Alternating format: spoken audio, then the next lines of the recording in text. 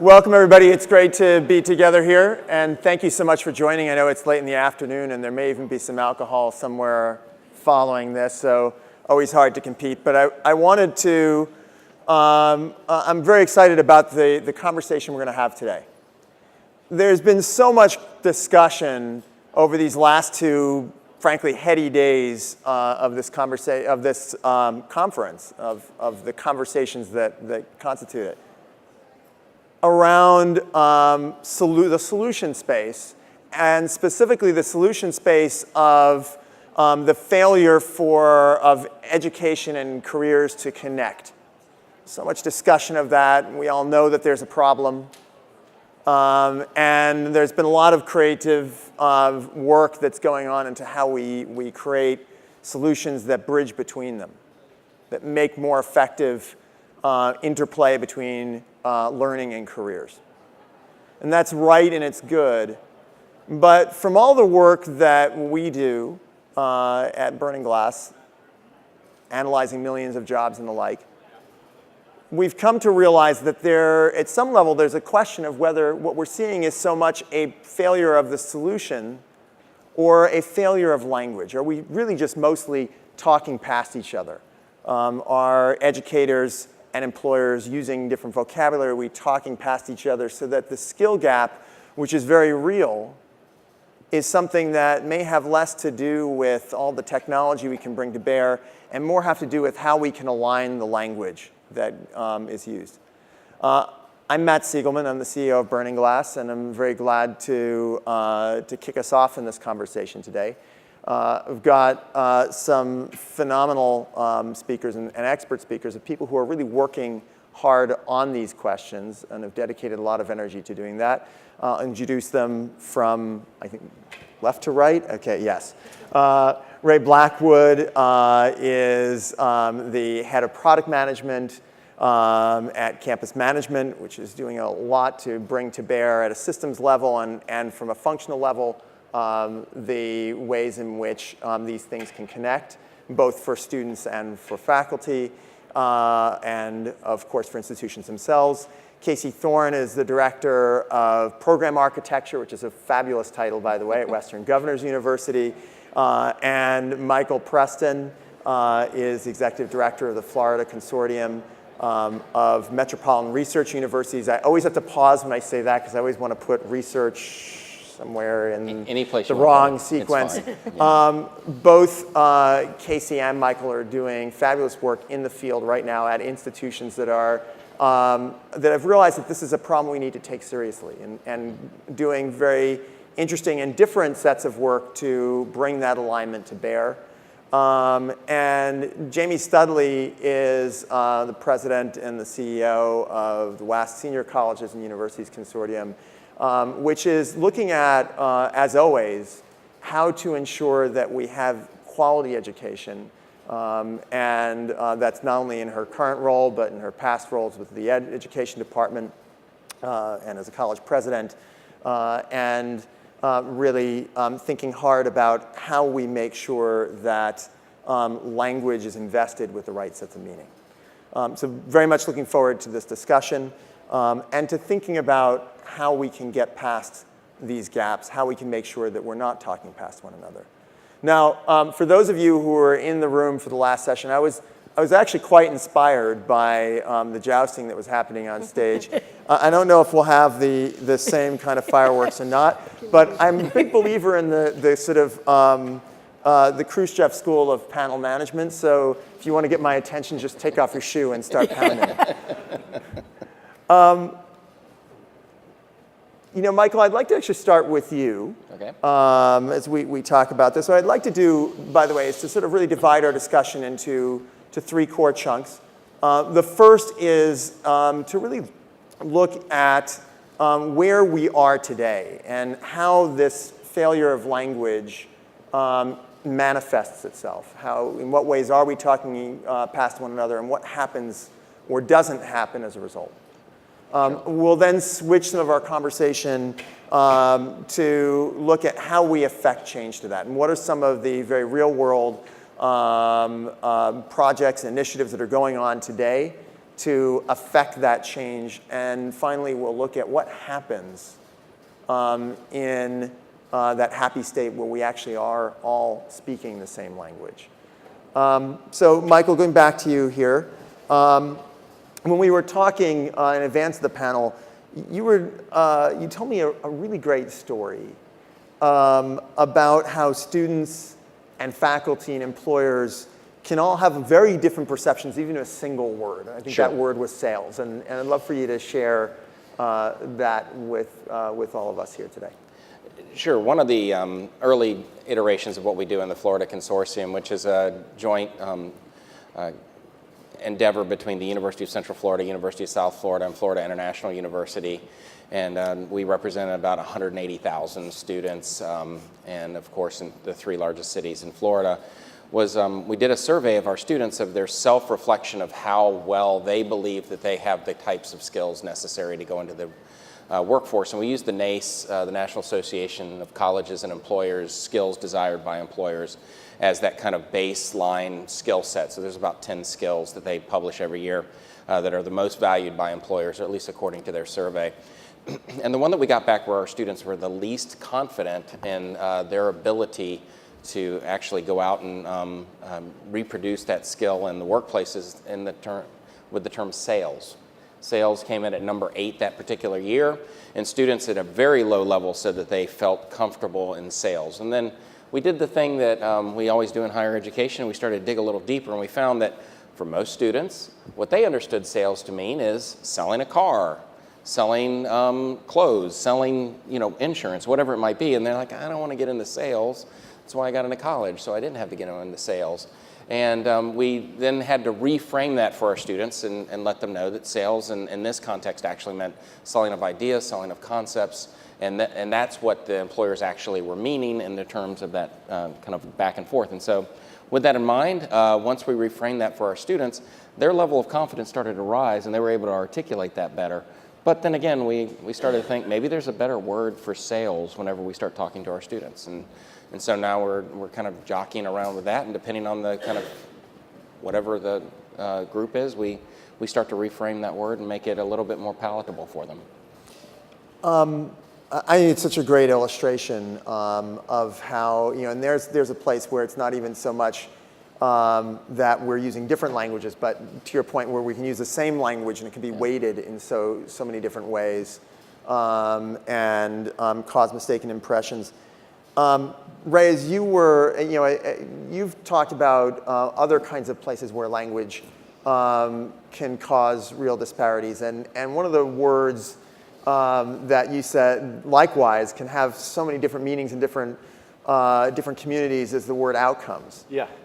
And that really, as we've discussed it, you've pointed out how that holds us back, and I'm wondering if you can talk about what outcomes mean to different folks and why that's a problem. Right. So at our core, we make student information systems, and so we're very heavily involved with the registrar's office and understanding all of the different ways that you set up programs and you set up courses. And higher education is very, very focused on outcomes and mission-driven programs. And when we start to talk about skills and employability skills, they're like, oh, well, we already have our outcomes. But really, they're not the same thing. The learning outcomes, the ability to synthesize ideas, the ability to demonstrate proficiency and understanding is not the same thing as tangible skills that allow students to be effective doers in the workplace. And I think helping colleges and universities understand that, yes, outcomes for programs and accreditation, all this is very, very important, but there's a different dimension to those outcomes, and those are, what are the outcomes that relate to things that a student can do once they leave and once they graduate and start entering the workforce. Jamie, let me put that to you. I'm sure you have some perspectives on that, and specifically, I'm keen to get your sense of whether what Ray is describing and what Michael's described is a cultural difference between the academy and the world of employment, and how do we affect a translation in ways that make sense? I think cultural difference may be a reasonable way to describe it. There are some very visceral beliefs that the academy is grounded in and that can translate but must be eventually actively translated. I'm thinking about the notion that the scope of education's purpose is enduring and broad. Enduring core competencies, adaptability. We're not thinking just about your first job. I can remember the president of the College of Worcester saying, I don't care what your first job is, I'm thinking about 10 years out. Today he would be. And they're thinking about rewards that are both tangible and intangible. So a simple notion like outcomes, clearly student learning outcomes, which was an advance to even ask higher education to articulate their outcomes, and that was a big threshold to cross not that many years ago. Now people are asking, tell me about the outcomes beyond your shores. What happens later? And can a student use those learnings in an applied way or to grow or build something? Or can they do it to meet certain needs that come after what we have evaluated and what they're doing? And I think there are ways that we can respect all those and make them useful, but we have to be attentive to the different ways that the cultures speak about them, or we'll talk past each other. Casey, I'm curious, Western Governors has done just phenomenal work throughout its history. And it's an institution that in some ways is it may be different in that it's constructed from the ground up to be online. And it's constructed as a learning and teaching university, perhaps more than a research university at its core and soul. And some of what we hear, and we've, again, a lot of discussion through this conference around the promise of online education. And one of those promises has been that it's supposed to sort of smooth out those edges. But I'm curious how, nonetheless, some of these problems continue to manifest even in a ground-up online environment like WGU. So I think the point that you made earlier about the skills gap, which is a real thing, but I think there's two things that contribute to it highly. I think a lot of it's real. Some of it is due to an awareness gap, and some of it is due to a translation gap. So the first being an awareness gap for students not understanding how the learning experiences that they are engaging in are actually building tangible skills along the way. They are not great at seeing that transparently or articulating that. We need to help surface that to them. So I think there's a piece of that. There's also a translation problem between employers, higher ed, students. And when we use generic skills terms like communication or data analysis, there's a lot of gradation between what it means to be proficient in those areas. And so I think we have to, together we're better. Employers, higher ed, students, working together to close that gap, to work together and talk about, what do you mean when you say you need data analytics in this job posting for this particular role, and what level of proficiency does a student need in that? And really getting to that foundation that we then can use to say to students, hey, let's make it clear. In this learning experience that you just had, here's some tangible skills that you've learned, and these are how that you're demonstrating them.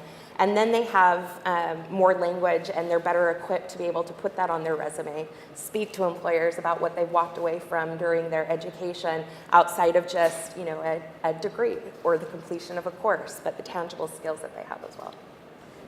I love that framing of the two gaps, of an awareness gap and how language drives an awareness gap, and how it also drives this translation gap. And I think translation gap is a wonderful summary of some of what we'll talk about. And it's also a great segue in a way into where I hope we'll go next, which is really looking. So I don't want to be one of these panels that spends its time documenting the problem. All four of you are doing really meaningful work and putting meaningful thought toward how to bridge this translation gap. And so I'd like us to look at some of that work right now and thought that's going into this problem. Jamie, I want to start with you as we think about bridging the translation gap. What are there effective ways to translate between academic lingo and a language that can bridge higher ed and workplace readiness? Okay. I came up with 3 in answer to that question. Really briefly, one of the assumptions that has been made, and I don't want to use too broad a brush, but by some education institutions or some people, is that education is what happens in a classroom or explicit learning dynamic with a faculty member. And I think we undervalue the co-curriculum as a place to do that bridging, to demonstrate the application of the skills and competencies in a way that can take you right to the workplace, the leadership, the budget analysis, the bringing people together across differences to accomplish something that you can point to and learn both by the successes and failures. So that's one way that we can, I think the co-curriculum can be that kind of a bridge in a really practical way. Another is I can just hear a number of faculty members saying, as I read some of the Burning Glass reports, whoa, wait a minute, it's not our job to teach 20 software packages to every student. You know, so I'm thinking about a list that's in a report that they did. Here are some great last mile skills and tools that would help people get jobs. And I could hear the blowback pretty clearly. My answer, my bridge, would be, you know, if a student knows that she is really skilled at statistics or Python, then she can relax and study what she wants to master and the things that she wants to use to go into the kind of work that she will be able to get because she has one of those entry or last mile competencies. So in each case, it's a not either or kind of situation. I'm thinking of a panel that I went to earlier today here where they made some really good comments. One of the speakers, Tom Reddy, whom I had not known before, said, we get graduates who can make great charts, but they don't know what the question is that they're trying to answer. And I think that I know loads of faculty and institutions who would say, whoa, that's what we are trying to give them. So somebody does have to teach them the charts, and somebody does have to help them identify the question or the big picture issue.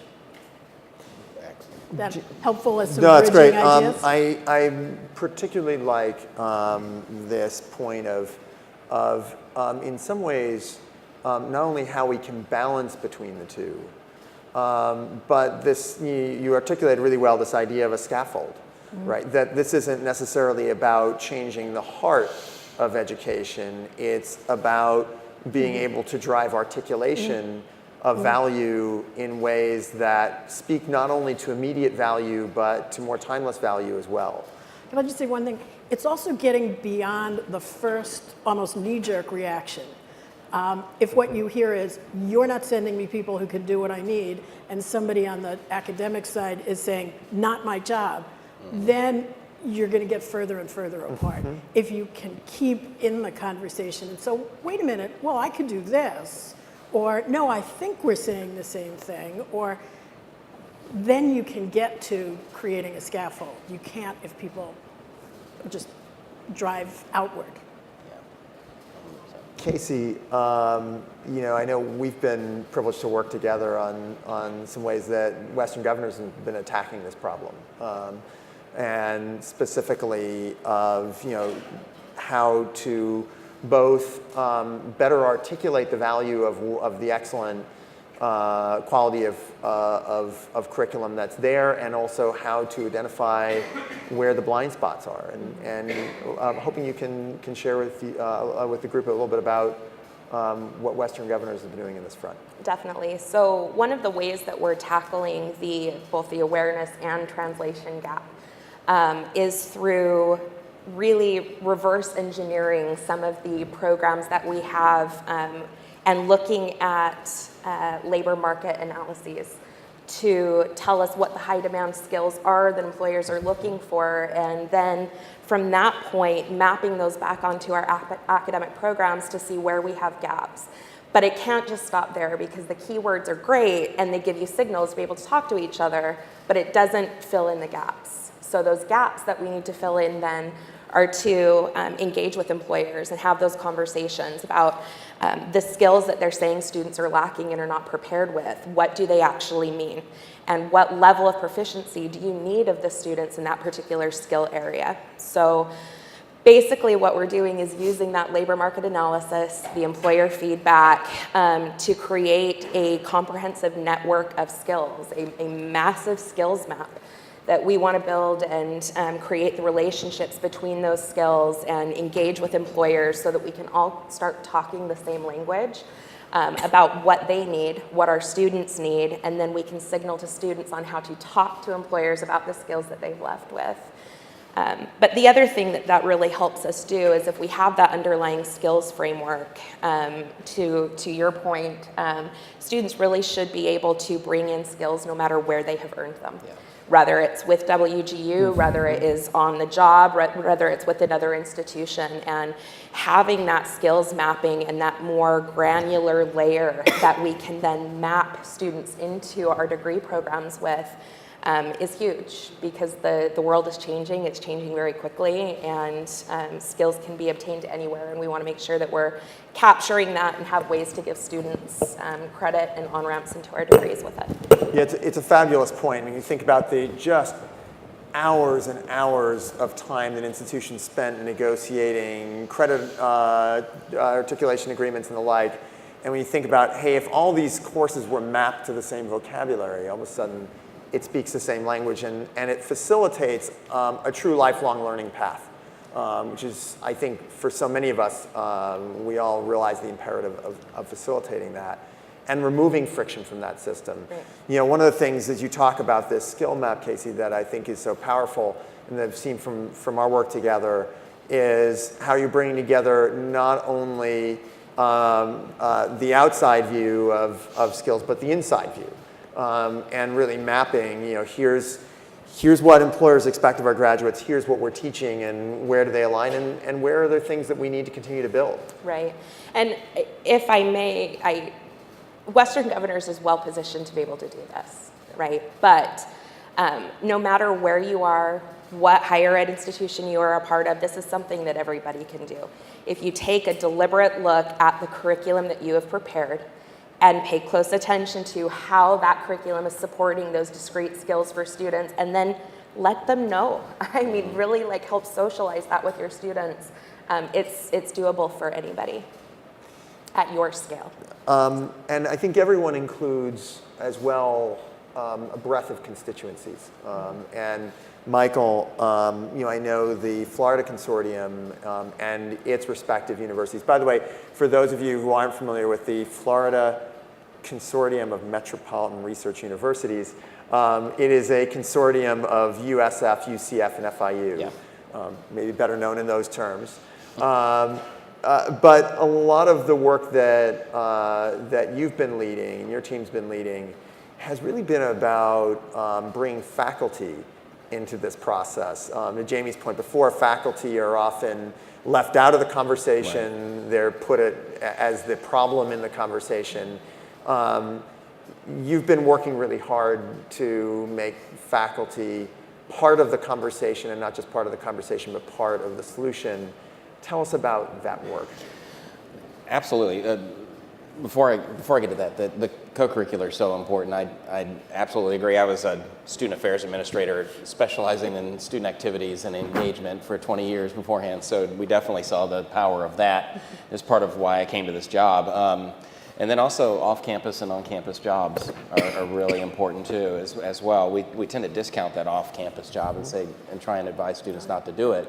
And then we find out in many cases that's one of the most powerful experiences that they have, especially for working students who have to pay the bills. But in our case, we found out very quickly in the consortium, we started doing some work in this area and found that, quite frankly, the left out folks are the very faculty that are teaching the classes and the people that have absolute 100% contact with our students. Every other opportunity on campus is optional.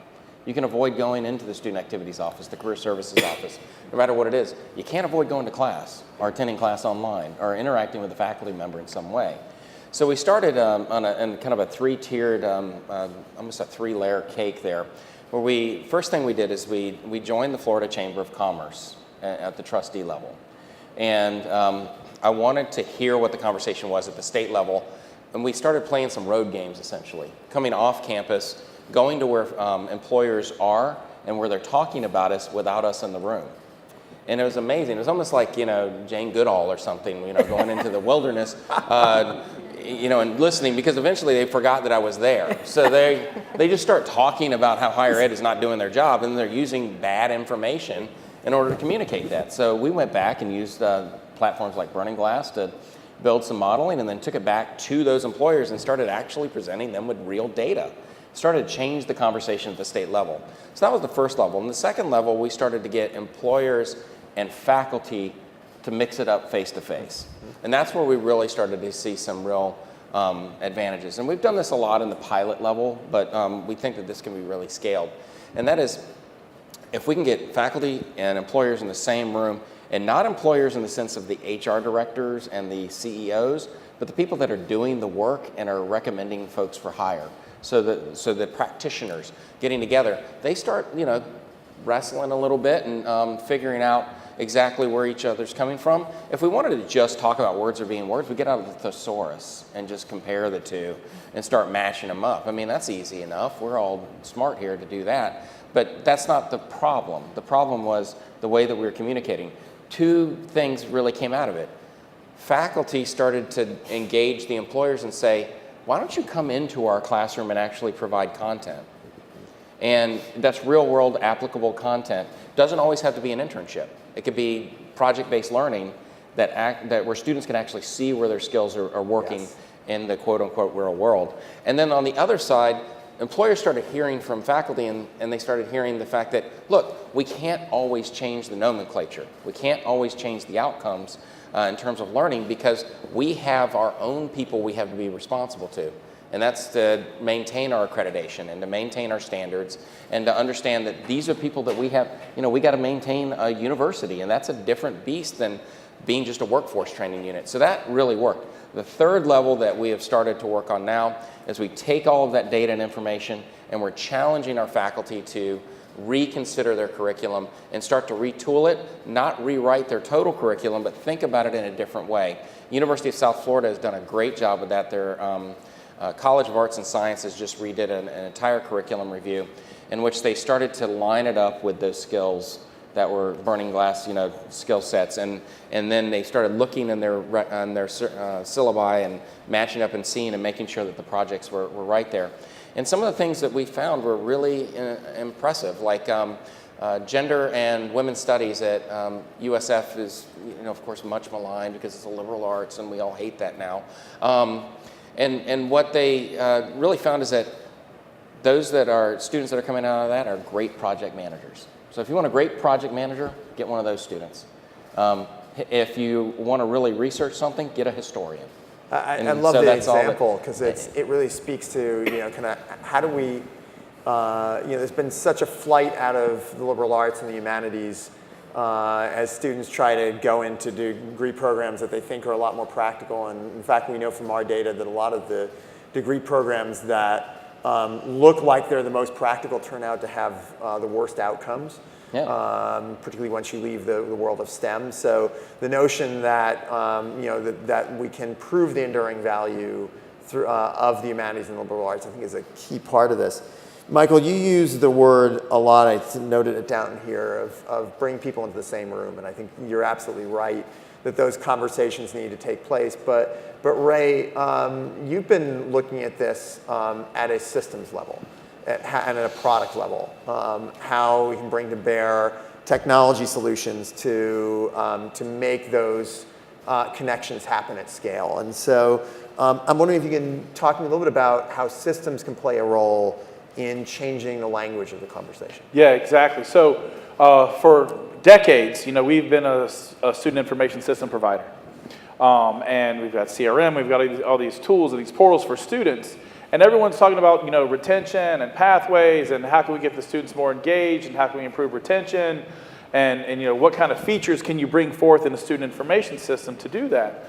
And when we started to look at the Burning Glass data, it was like this big aha moment where it was like, wow, what if we could help students from the time that they're looking at college and this was real passionate for me, while they're in school, have access to information that provides a realistic view of what's going on in the workforce.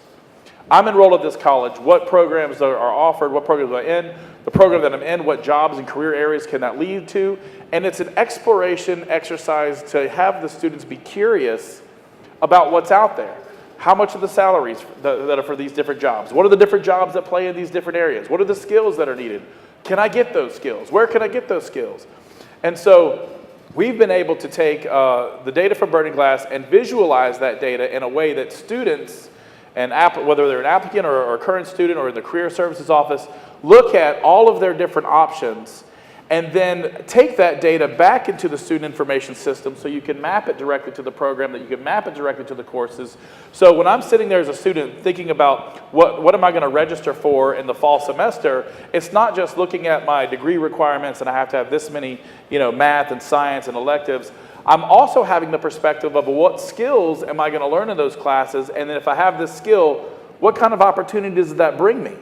And so for me, it's about if we can create moments where students can have a vision of themselves in the future, doing something, learning something, thinking about, I could learn these skills this semester and then those skills, and then those together allow me to have this path that I can continue to explore and to learn, then we've really changed the game. And we make the mapping process part of the system.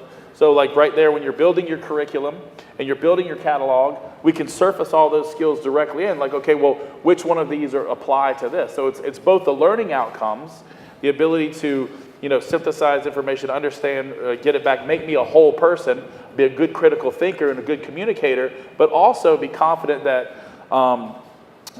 I've learned this skill of teamwork and collaboration, and teamwork and collaboration is one of the top skills for almost all the jobs. But when we get down to the more specific ones, what pathways does that lead me to? And it may lead to places that students never thought of before. Yeah. And that's what's really exciting. Absolutely. I really like the idea of giving people a vision of themselves in the future and the importance of language in affecting that vision.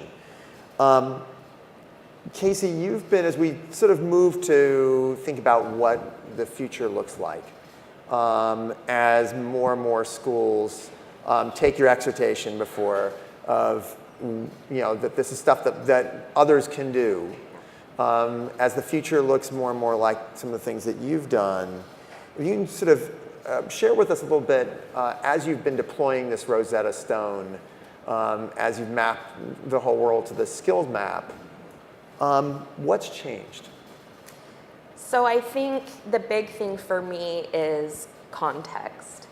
There is nothing more powerful for students, and I truly believe more powerful for retention for students than contextualization of their learning to something that's meaningful to them and important to them. And having an underlying skills map not only allows us to surface career insights to students and different pathways that they can take based on the skills that they're bringing in, but it also provides us the opportunity to be very intentional with the way that we are surfacing learning experiences to students through a lens in which it has meaning for them. What field are they interested in? What is the career pathway that they are after?